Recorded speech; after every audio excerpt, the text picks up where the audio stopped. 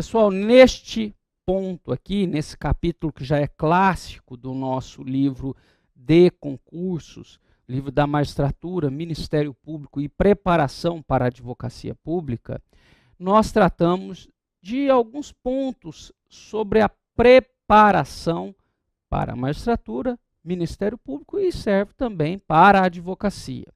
Eu trouxe um breve relato do que eu passei como concurseiro. Você não terá, você dificilmente encontrará um professor, né, que prestou tantos concursos quanto eu. Eu não tive uma fase de concurseiro rápida e tranquila. Não.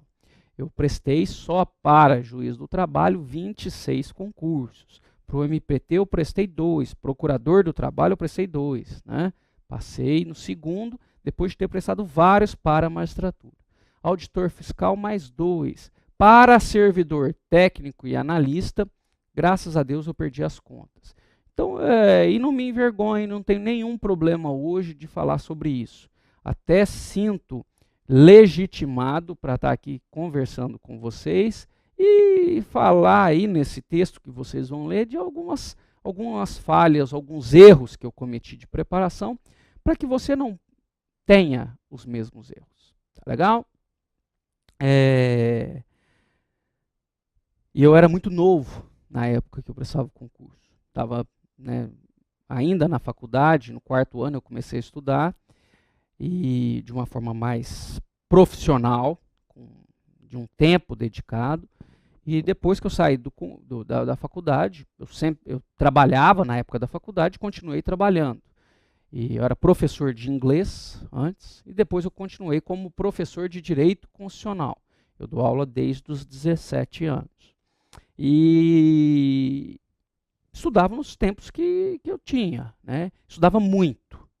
Só que eu não era uma pessoa muito organizada.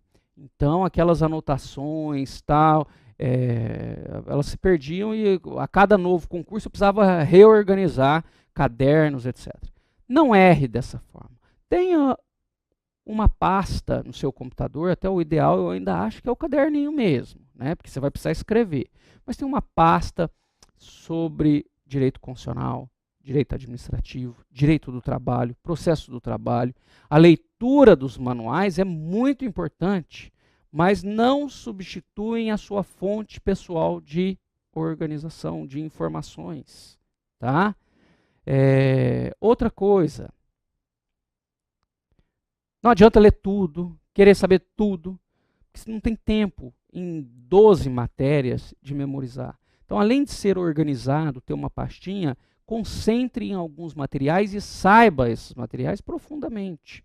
Eu costumo falar que em direito do trabalho eu sabia bem a Alice Monteiro de Barros. A minha época era outra, tá, pessoal? Era a Alice, depois veio o Godinho, depois que veio a Vólia, mas a Alice era uma leitura praticamente obrigatória. Eu sabia a Alice bem, acertava ao lado da Alice e errava com a Alice. Então, esses materiais que você tem, que você se identifica, você tem que saber bem. Na época, eu achava o Godinho muito difícil.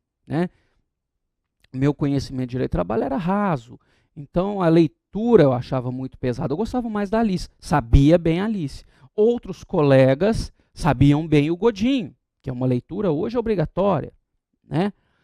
Agora, eu tinha um amigo, uma cidade aqui do interior, que ele tinha todos esses livros e falava que lia todos. E não sabia nenhum. Então, pegue alguns materiais e concentre neles. Se você se identificar com o livro de direito do trabalho aqui, saiba bem, ao final tem um caderninho de anotações, Anote ali, tente grifar, alterar, daí a pouco você coloca alguma informação que você não encontrou aí, Então, saiba bem esse livro. Eu fiz com todo carinho, me dediquei muito à primeira edição, ela demorou mais de 2 anos para ser feita, e sempre com o olhar de ex-concurseiro, que sei exatamente o que você está passando daí. Tá legal? Lembre-se de aproveitar essa fase de concurso integralmente. pior mundo, eu acho, para quem se prepara a um concurso público, é não se dedicar a uma vida normal, a sair, namorar, né, poder beber até mais tarde, poder fazer esporte de uma forma mais intensa. Então, você não vive essa vida de pessoas normais e nem uma vida de concurseiro integralmente. Esse é o pior dos mundos. Se você vai se dedicar ao concurso público, é natural que você restrinja por um determinado tempo amizades, né? O relacionamento que você tivesse, a outra pessoa precisa entender muito bem que você está numa fase restritiva, né? Quem gosta de tomar uma cervejinha, consumir um álcool e tal, é mais de leve, devagarzinho, né? Toma uma cervejinha, mas no outro dia você tem que acordar cedo para estudar. E respeite o seu organismo enquanto você estiver estudando. Eu lutei uma vida inteira como concurseiro para não dormir depois do almoço. Eu tenho um sono incontrolável depois que eu almoço. Eis que eu passei a ouvir o meu organismo. Eu falei, se eu dormir, o meu estudo depois é mais produtivo. E aí, a melhor forma de eu trabalhar à tarde era dormir depois do almoço.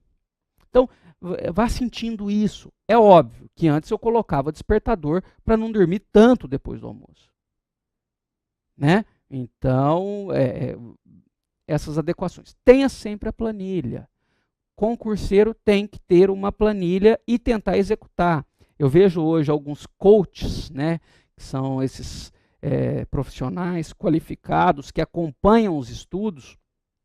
Eles fazem algumas planilhas, né, que é mais difícil você executar a planilha do que você estudar, pô. Tem tantas minúcias e tal.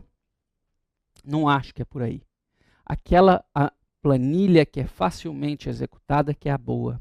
Você pode pegar um papel igual esse aqui, fazer a sua planilha e tentar colocar em prática. Se não está dando certo, refaça. Adeque ao seu horário. Então, você faz uma caminhada, você corre, você vai na academia, coloque isso é importante. E lembre-se, nós não somos máquinas. Então, se você deixa de ir ao dentista para estudar, esse é um péssimo negócio. Porque você vai agora, porque você tem uma carizinha lá, que tal, amanhã você tem que arrancar um dente, fazer um canal, e aí você vai ter que gastar mais tempo. O documento do carro é a mesma coisa. Se você não for agora e ficar lá na fila do Ciretran, etc., do órgão competente, do poupa-tempo, você amanhã é pego numa blitz e vai ter que ficar mais tempo resolvendo o carro que ficou apreendido. Então, questões do dia a dia, elas precisam ser encaradas como questões normais e aí foge um pouco da planilha, porque nós não somos máquinas, né?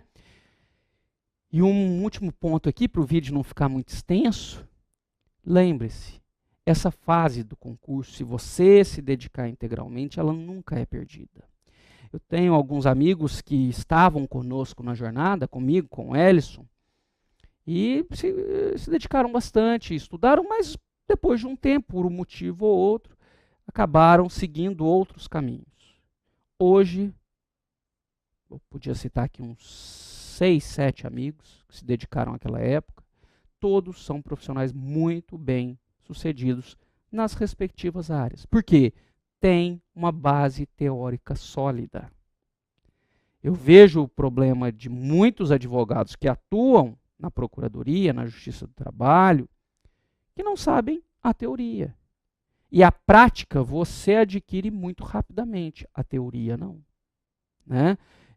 Para encerrar mesmo, a minha primeira audiência na Justiça do Trabalho foi como procurador do trabalho. Eu tinha 0 de prática.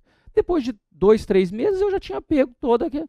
Agora, e a teoria? A teoria você precisa se dedicar e ela é adquirida lentamente.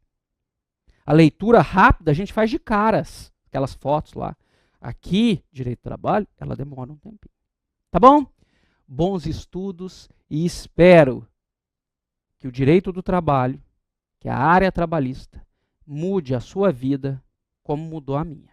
Tá legal? Um abraço.